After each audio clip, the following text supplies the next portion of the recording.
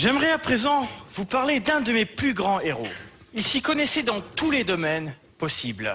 Architecture, anatomie, sciences, art. À mes yeux, c'était un des plus grands génies. Son nom, Léonard de Vinci. Il y a environ 3 ans de cela, j'ai eu la chance d'acquérir le manuscrit ainsi que la réplique exacte d'une des inventions les moins connues de Léonard de Vinci.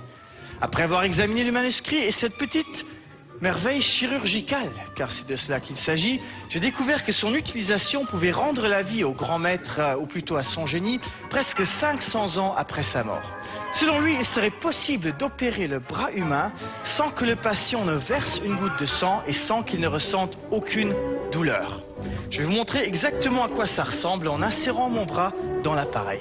Si vous suivez le diagramme anatomiquement correct, vous serez en mesure de suivre la procédure pas à pas. Mais tout d'abord, passons à l'opération. Scalpel numéro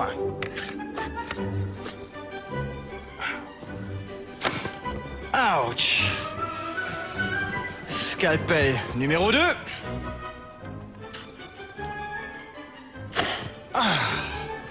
Et comme vous pouvez le constater, mesdames et messieurs, ma main est toujours bien vivante. Comment est-ce possible? Eh bien, merci d'avoir demandé. Je vais vous l'expliquer tout de suite, mais tout d'abord, nous allons donner un peu de transparence à ce petit appareil. Selon le grand maître Léonard de Vinci, le bras humain est divisé en 3 muscles principaux.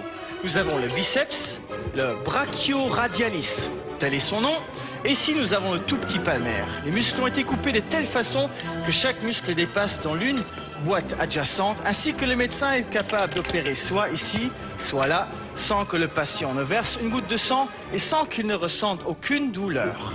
Y a-t-il des questions? Dans ce cas-ci, nous pouvons reconstituer les bras. Je remets la partie du milieu à son endroit initial.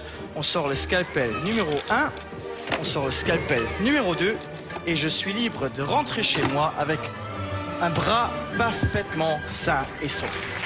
Mesdames et messieurs, Léonard de Vinci.